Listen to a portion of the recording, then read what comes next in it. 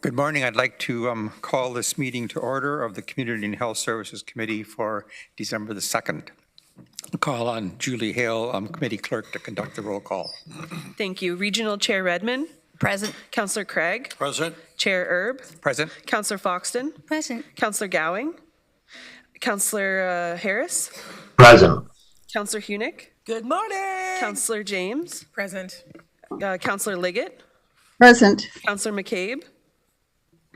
Councillor Nowak. Present. Councillor Rodriguez. Present. Councillor Shantz. Present. Councillor Urbanovich. I believe I saw online. Present. Thank you. Councillor Wolf. Present. And we have regrets from Councillor Salonen. Thank you. As we begin this meeting, we are again reminded that many of our homes and places of employment in Waterloo region are situated on the land that is the traditional territory of the Haudenosaunee, Anishinaabe, and Shinnecock peoples. We recognize and deeply appreciate their historic connection to Waterloo region, and we also recognize the contributions Indigenous peoples have made in shaping and strengthening this community.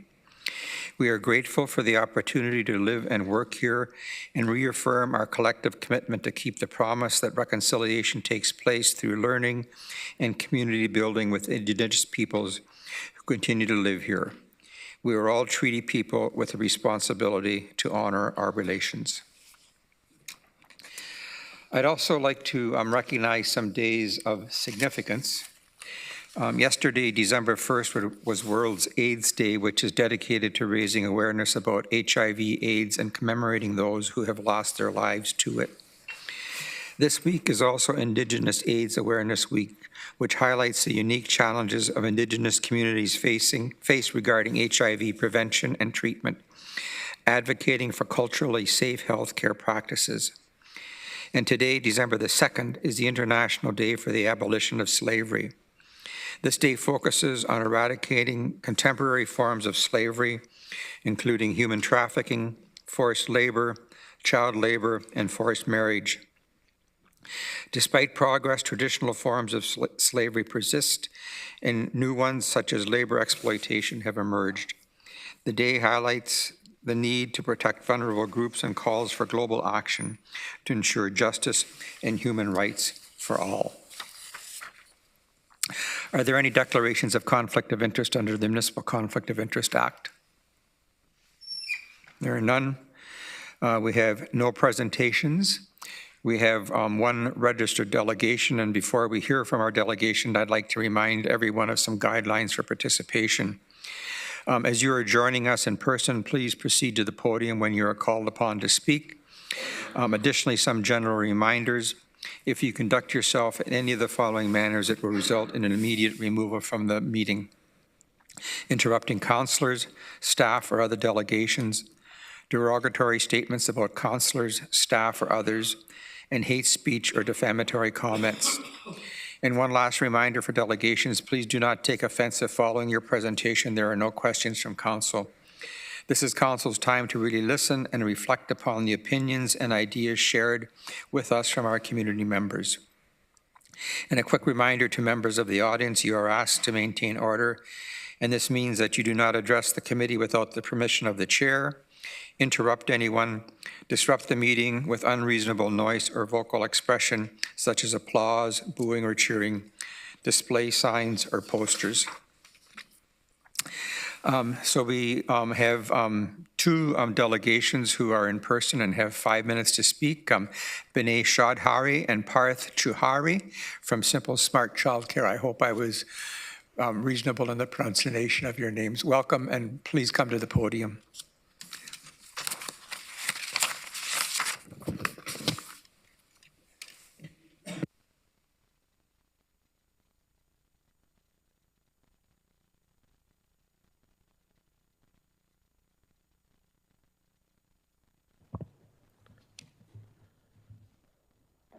Good morning. We are here today to appeal for the inclusion of Simply Smart Childcare Breslau in CVAC and provide long overdue relief to families who have been paying full fees for the past 18 months, despite Breslau remaining far below the provincial access target. During our September 9 delegation, we presented numbers received directly from Children's Services. This number has not changed. The revised numbers in the new staff report are different because of the timeline and how the ratios were applied. In the next section, there is one correction in our summary. The total spaces should be 3725, not 3752, and the non-for-profit number should be 3441. The core issue is, why was the 2025 revised 90-10 ratio applied backwards? The region was required to fully commit the original 3725 spaces by December 2024. If those spaces were truly allocated by the deadline, the new 90-10 ratio issued in March 2025 should not be applied to past decisions. In October 2024, the ministry received allocation data from all service managers. Waterloo region reported non-for-profit 3,441, for-profit 284, total 3725. This reflects a 92% non-for-profit, 8% for-profit split, far from the intended 85-15 ratio. Please note in the report the original 913 spaces are removed from the total number.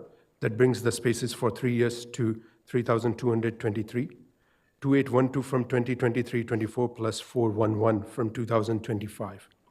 The ministry did not revise past targets. It updated the allocated space totals to match what service managers has reported.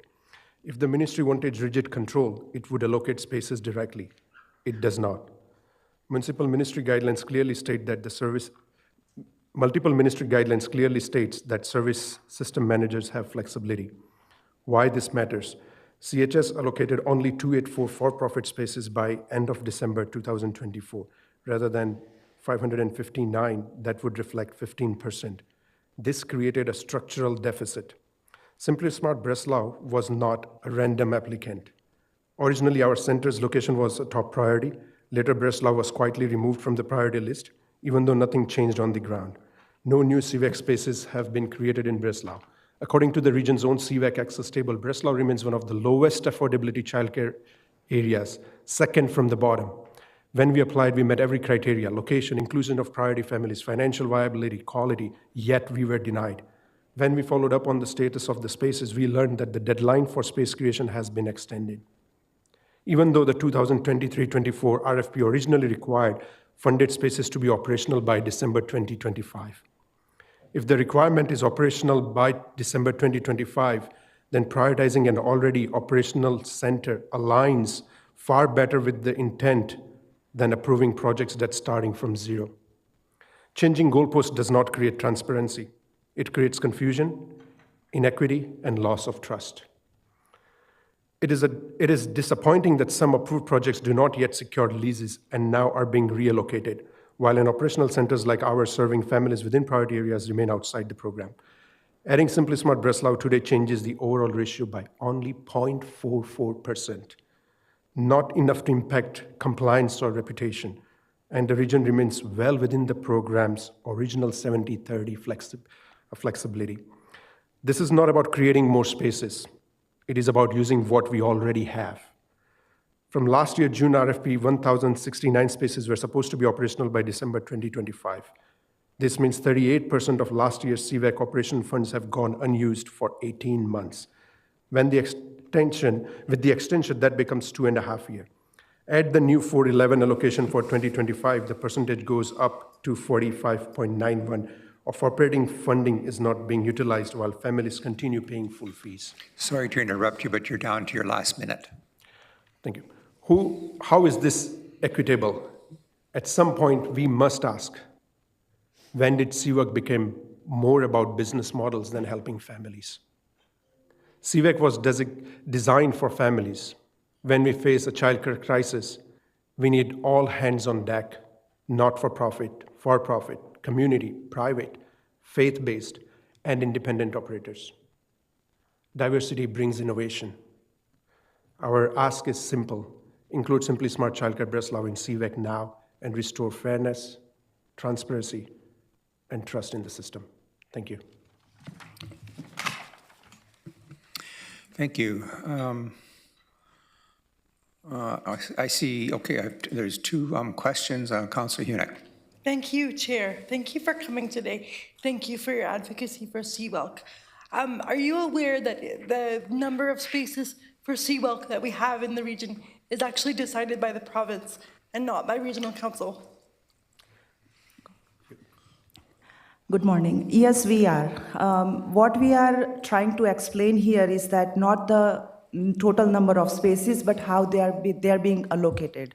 So as we explained that up to until December 2024, the ratio was supposed to be 85 not-for-profit, 15 for-profit. Okay. So that's what we would like to bring it up to everybody's attention, that if that was done the way it should have been, then maybe we would not be in this deficit. Thank you for the clarification of your point of view.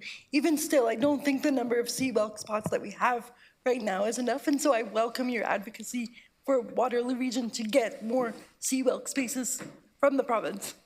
Thank you very much. Thank you. Councilor Schatz. Thank you. Thank you for coming in.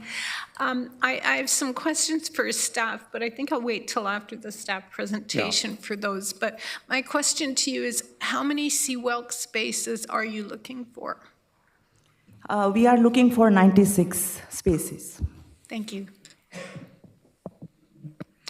Okay, I don't see any other questions. Thank you for attending.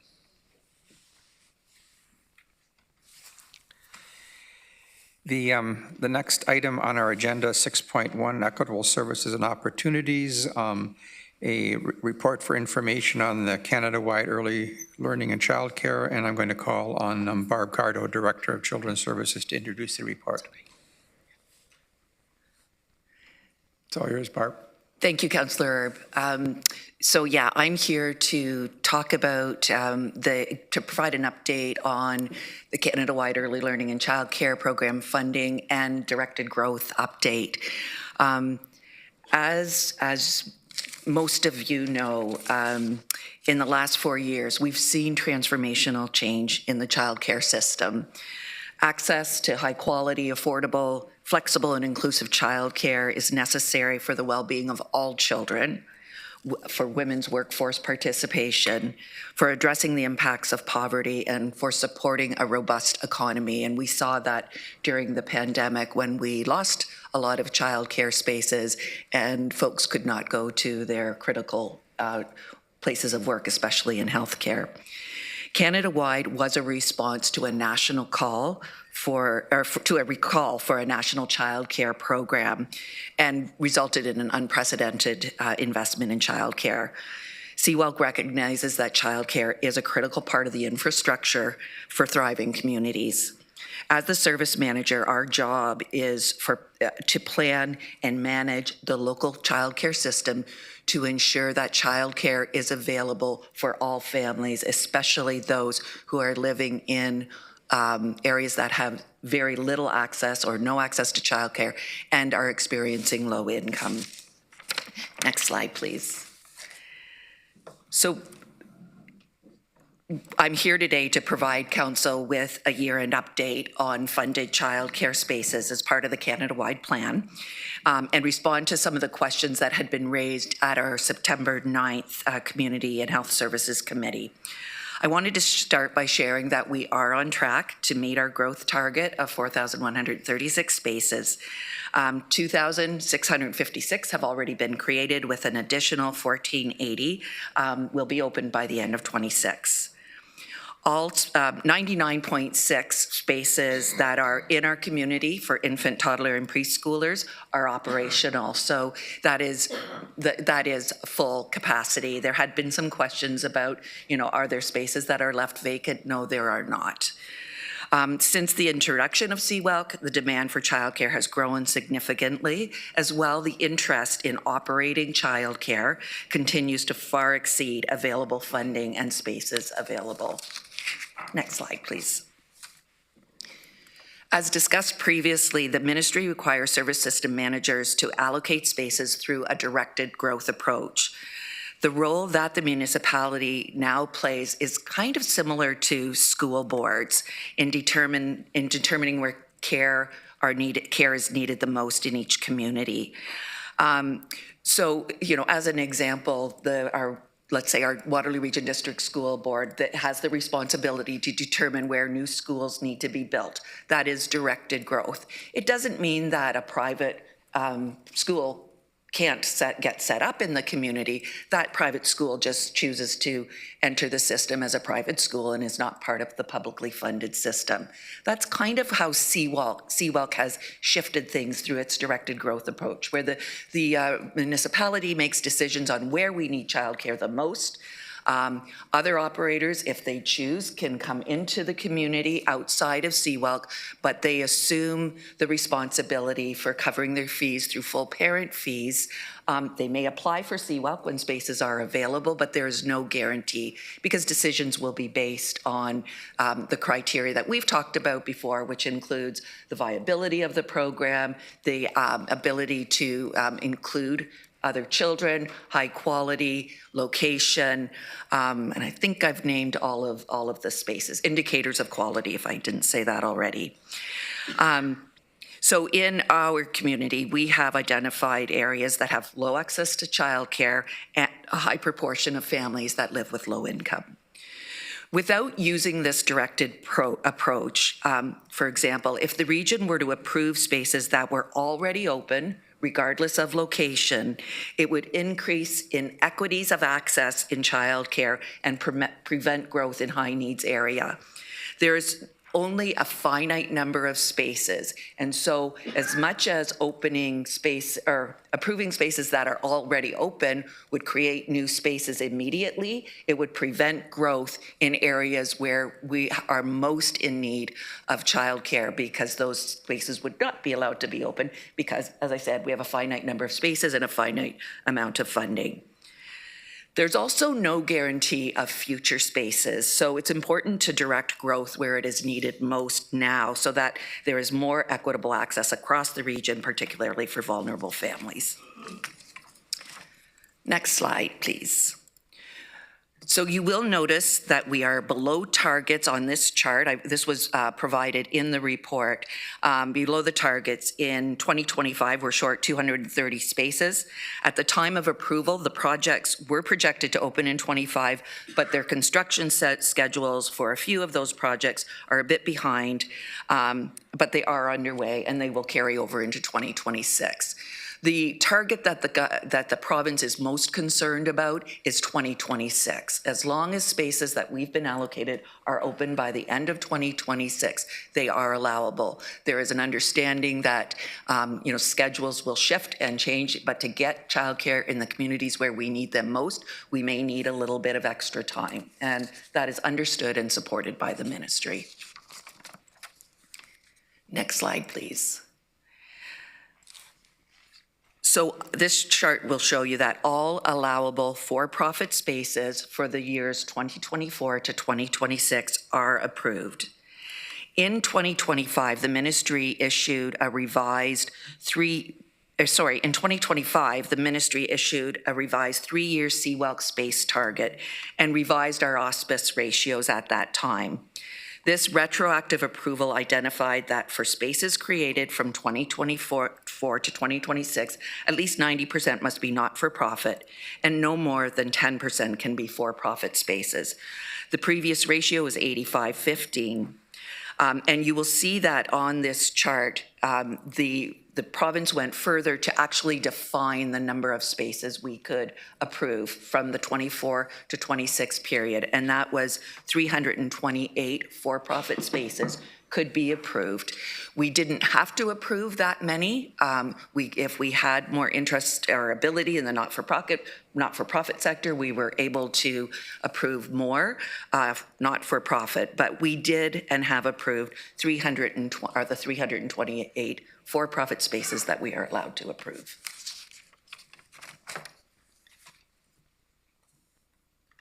Next slide, please.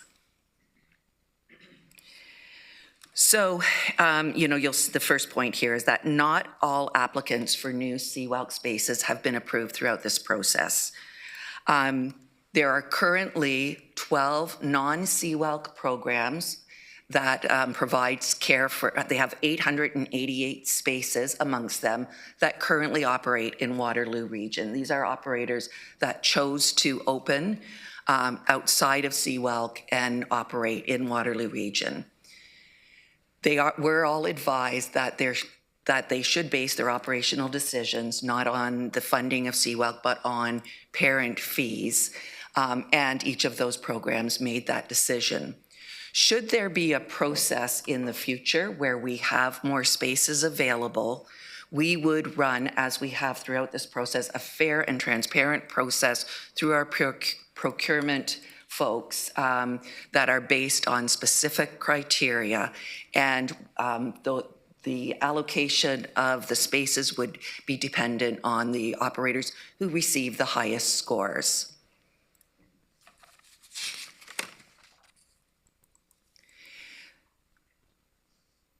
So we have recently learned, this is a bit of a change of direction of what I've just described, but we have recently learned that 256 previously approved spaces will not meet the December 31st guideline, deadline. The reason for that is 2 of them have experienced construction delays that will result in those projects not opening until after 2026. And the third one has not been able to secure an agreement with the landlord, and so has decided to step away from that opportunity. These spaces will be allocated through, as I described earlier, a request for proposal process to not-for-profit programs that are either operational or can be operational by June 1st, 2026. Applications will be assessed on inclusion of priority families, financial viability, location, and quality.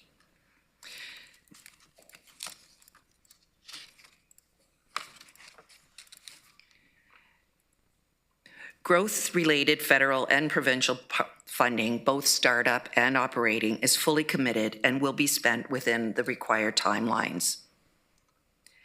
Based on the way that the ministry allocates operational funding for new spaces, all growth-related funding is spent as well. There will be no money, as in response to the question from the September 9th meeting, there is no money that will be left on the table. And last slide, please. So we are going to continue to work with the province and highlight the need for more affordable spaces in Waterloo Region.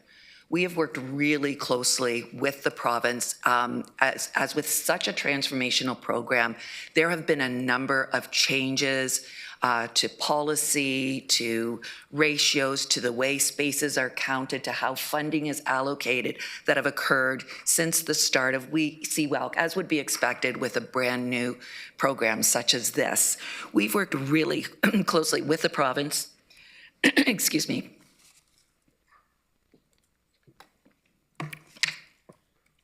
to remain on top of the changes and have worked together with our colleagues across the province to ensure we are consistently applying the guidelines as they've come through the province.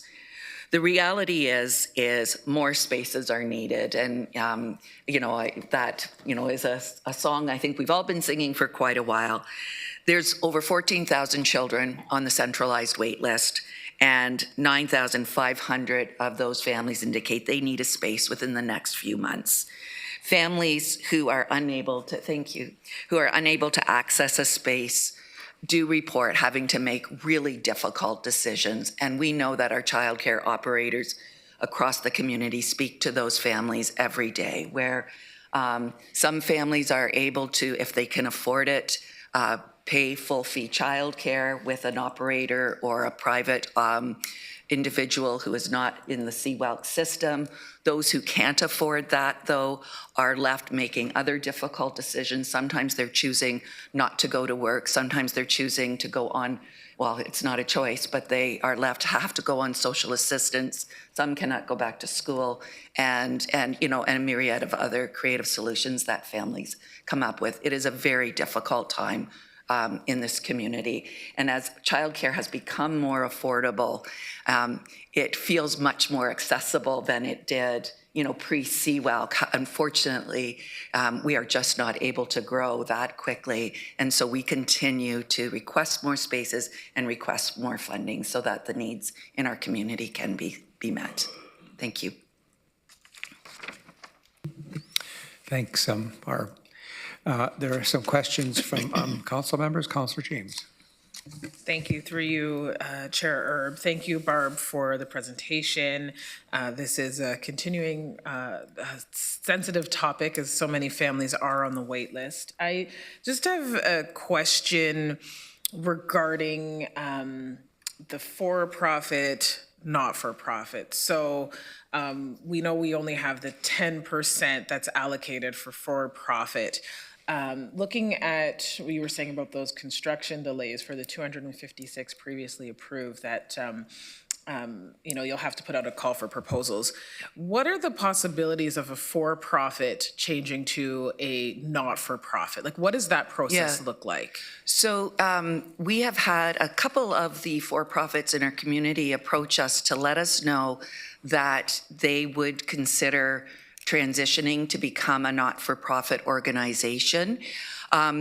I don't have direct experience with the length of time that it takes, but I can tell you indirectly, because we had an operator in Waterloo region that made that shift a few years ago, and it took them about 3 months to make the transition. So it would be feasible for a for-profit to make that transition to become nonprofit and be eligible for a CWELC space if they meet all the other criteria as well. Okay, and Chair, just one follow-up question. In terms of what is the big difference? So a for-profit can charge whatever they want, a not-for-profit is limited or they're capped. What does that look like in terms of difference between the two? Yeah, so regardless of if you are part of CWELC, regardless of your auspice, you are required to charge the CWELC rate. Mm-hmm. That rate right now is $22 a day. So all of our for-profits and nonprofits who are providing CWELC charge $22 a day per child, regardless of the age of the child. The difference, they are both funded the same. So both receive funding based on the new funding formula that's been developed by the province. Okay. And both of them receive the exact same amount of funding and they each have, there are eligible expenses that they can spend their funding on. So both operators have the same eligibility, same funding. Both operators can also earn approximately 7% in lieu of profit or surplus funding. So the nonprofit operator would be called in lieu of surplus, so they would receive 7% of their allocation they can use however they want. They are not required to spend it on their program. What we are seeing this year is a vast majority of those nonprofits are using part of their in lieu of profit to increase the wages of their staff while putting some of the funds away for their capital reserves or their other reserve costs. So they'll use it for increasing wages, providing bonuses for their staff, and or improving, the quality environment of their center. The for-profits can use that funding however they wish. And so it does not have to remain in the program. For-profits would, obviously need to, if they have shareholders, involved, they would need to allocate some of that profit to their shareholders and other expenses. It doesn't preclude them. Some of them might use it to reinvest the program, but they are not reinvest in the program, but they're not required to do that. Okay, thank you. I'll cue back in. Thank you, Barbara. Councillor Schatz. Thank you. Thanks, Barb. I wonder if you can speak to the comments about the numbers changing in Breslau. Yeah, so you're talking about the priority population, or the priority area allocation. Yeah, They the shifted. presenter said that the numbers changed. Yeah. So when we first set the priority areas in 2023, Breslau, or it's not Breslau, it's actually, Breslau's part of Woolwich. So the Woolwich Township was considered a higher priority area. I think it was like in the top 2 or 3. However, once we set that priority, we learned shortly after that a new school was being built in Breslau that would have an 88-space childcare center in it before the end of 2026. That impacted the availability of spaces in Breslau, and as I've mentioned, we talk about the long game to the end of 2026. So there was going to be growth in Breslau by the end of 2026 that would reduce the prioritization of Woolwich down. There was also other growth in Woolwich that you're aware of that had happened over that time period. So that both of those items impacted the prioritization of the Woolwich area. And now that, so interestingly enough, in the last month or so, we've learned that the school that is going into Breslau is actually going to be delayed for another year. And so that has actually bumped Breslau back up as a priority area as of now. I just want to mention, we couldn't say anything about the school a few years ago when we first found out because the information was embargoed. And that's partly why we really caution operators to come in and build based on the information they have today, because we let them know there may be information we know that we can't share that will impact the need for childcare in that community. So if I can then, you said the spaces that have opened up are all going to not-for-profit? That's right. So the Smart Center wouldn't be eligible for any of those spaces? Yeah, Is that the correct? spaces that are being reallocated are all going to not-for-profit because they were not-for-profit spaces. And does Breslau have a not-for-profit center? They do not. No, well, there is a not-for-profit in the existing school that's there. The In the St. Boniface? Thank you, yeah, in St. Boniface, yeah. So Breslau is short on spaces for childcare then? It is, so it becomes a priority for us to But add only if we have space. not-for-profit. Yeah, if a not-for-profit space opens up, or if Simply Smart was interested in converting to a not-for-profit. Okay, thank you. Councillor Hunick. Thank you, Chair. Thank you, Barb, for the presentation. You mentioned that the province is very understanding when construction is delayed and so on and so forth, because those are out of their control and whatnot. I'm wondering if it's possible and if it would be beneficial, and I don't know how the funding comes in, like if it's a lump sum or a monthly sum or what happens, but would it be possible and beneficial if we could award temporary seabulk spaces while we're waiting for the one that met the criteria to come online? Does that make sense? Yeah, so that would, because there's a finite number of spaces, if we approved temporary spaces that then we took the funding away, that would mean, that would be extremely disruptive to families, for example, because that would be for a short period of time that they could, and actually, sorry, I'm just rethinking of the guidelines. Yeah. A center has to commit and to, I believe it's 7 years of being in the CWELC program. So there isn't even an option to do a temporary approval.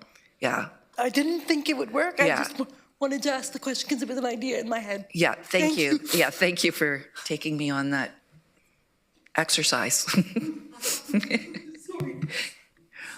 Councillor Wolf.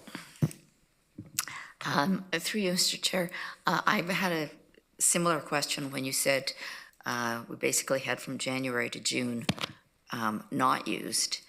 And I could see with a family and someone going back to work, even though that couldn't continue, they would really want that. So I don't think it would be detrimental to the family. It's sort of like this or nothing.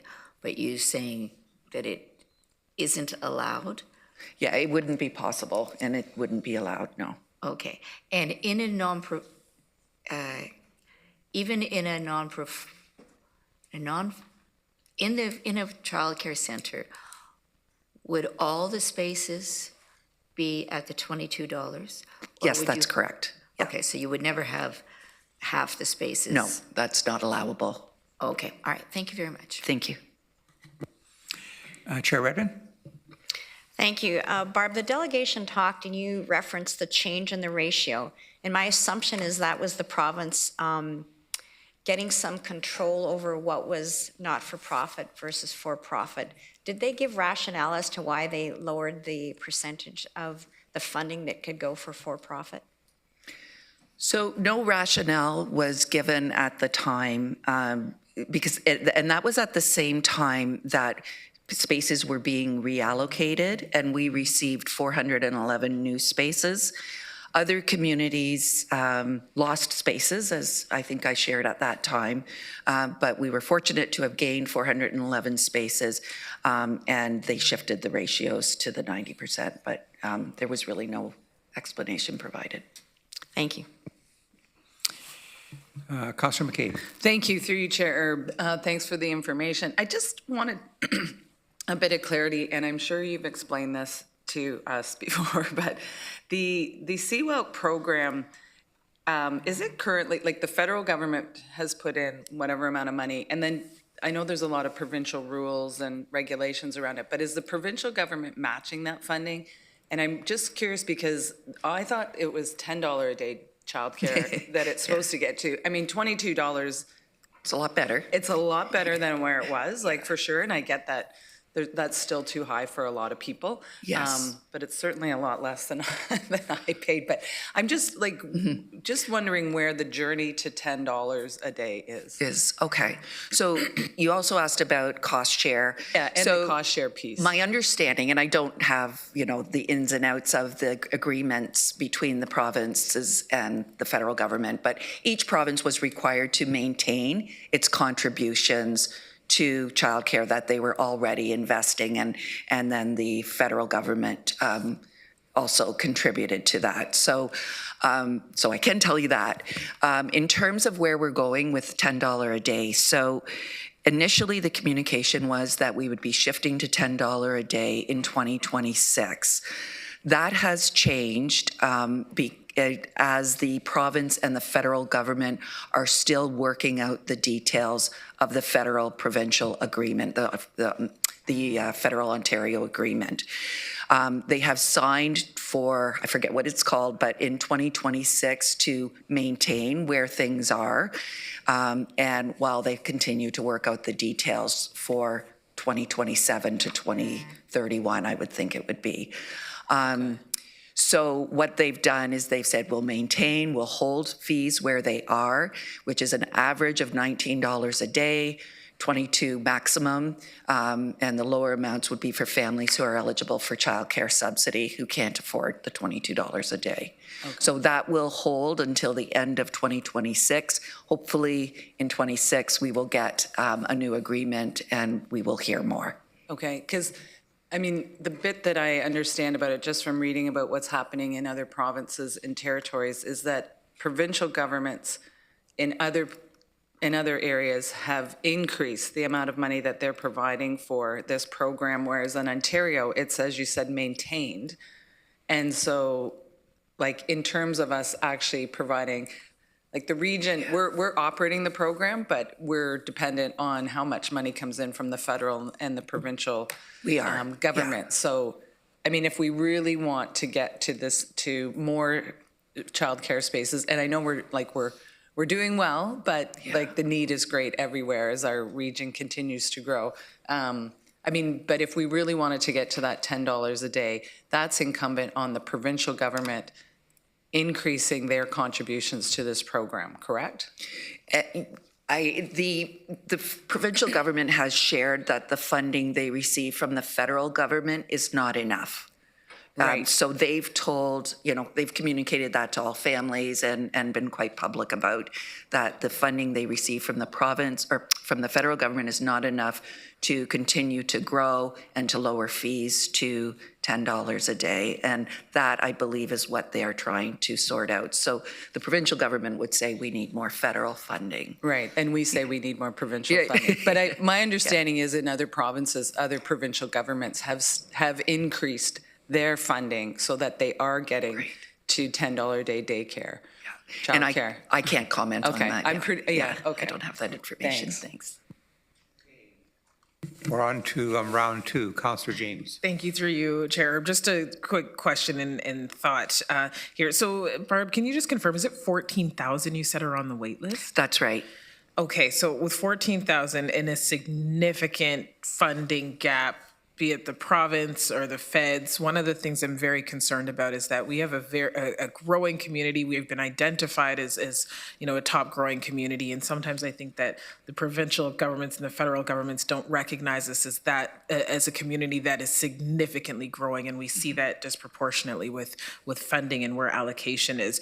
I know, Steph, you are advocating for funding increases. I'm just wondering, and this is at the discretion of the chair, if there's an opportunity for us to advocate for more funding from the provincial government and the federal government in terms of looking forward, recognizing that we are identified as a hot spot for growth, getting to 1 million people.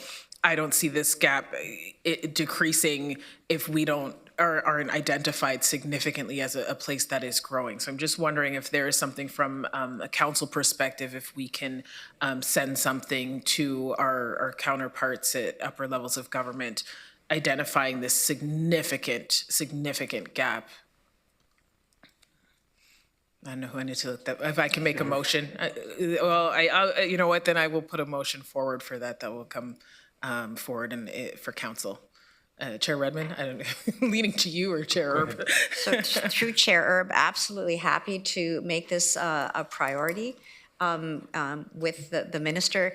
My understanding, Barb, and I stand to be corrected, but one of the sticking points of Ontario is the fact that they introduced junior kindergarten, and they now want the federal government to acknowledge that that money eliminates one of the years of required childcare. I don't want to get in the middle of that fight, but I am happy to carry forward to the minister to say we are a hotspot, we're growth. Barb is very well regarded provincially, and she has their ear, so happy to maybe drag Barb and Peter to a meeting. Yeah, okay.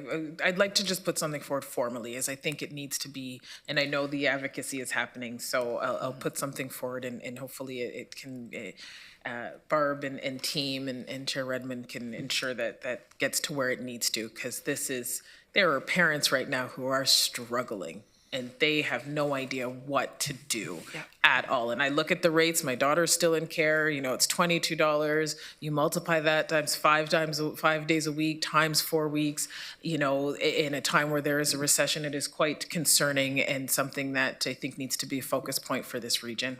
Thanks, Barb. Thank you.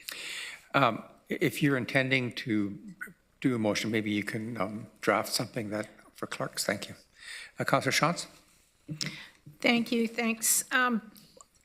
One more question, I think it's just one.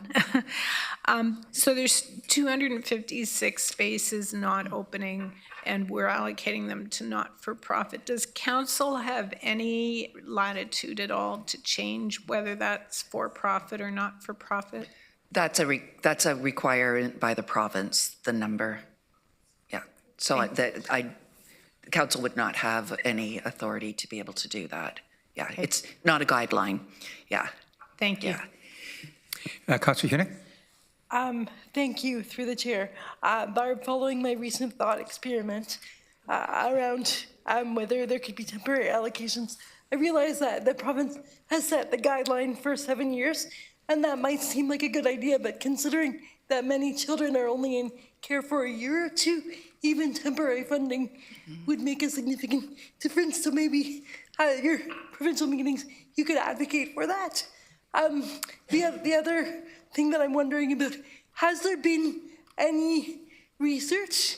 Would it be in any way beneficial or not, as in detrimental to the idea of awarding the funding to low-income families who could then choose the childcare center that works best for them, for profit or not, as opposed to awarding it to the centers themselves? So that's really interesting. That's, I think, been the great debate for a very long time. The childcare, the research on childcare has been pretty conclusive that to provide the funding to families will not grow a childcare system and results in families who are marginalized, furthest from opportunity, being more negatively impact. Opposite to that is the concept that if you build a childcare system, which is what this directed growth approach is, and do not rely on the market economy, that you can build childcare where it is most needed, where a market economy will not grow because the opportunities, the money to be made, the properties to be accessed are a lot more difficult to get at. In a planned childcare system, you can address your community. You can get childcare to where it's most needed, kind of like we build schools where schools are most needed. Get childcare where it is most needed, so that the families, all families, including those who experience barriers, are able to access childcare. The market economy tends to result in families who experience barriers being further removed from access to high quality care. Thank you. That's exactly what I needed to understand. And I think it's very similar to the conversation about market housing versus social housing. Yeah, it is similar, yeah. Thank you. Thank you. I just have one question, if I may. The 256 spaces, so the people that, where the spaces aren't ready because of construction have walked away from? No. Yeah, so we have a very clear deadline. So the one deadline that is very clear is December 31st, 2026. Yep. So those projects will not be open by December 2026. Neither of those have received any funding yet. And so honestly, we have our fingers crossed that more funding will become available so that we can approve those projects in the 2027 to 2031 timeframe. Yeah. Thank you. One of those is actually in a school, and that's a whole different funding program. And so that would rely on Schools First capital funding. So again, we have our fingers crossed. We've highlighted that for the ministry, that these projects are coming and will need funding, but we are waiting for more information. Thanks for that clarification. And thanks for all the work you're doing to advance childcare in our region. Thank you. Thank you. Okay, we are on to 7.1 committee tracking list. There was nothing on the list. The list is provided for information. Is there any other business? We won't see you till next year. Our next meeting is January the 13th, 2026.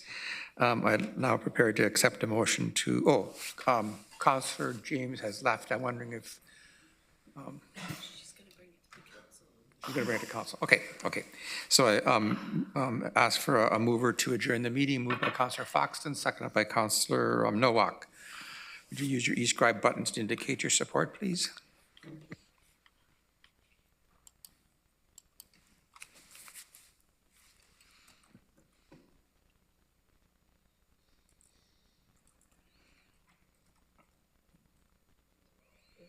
That is carried. The meeting is adjourned.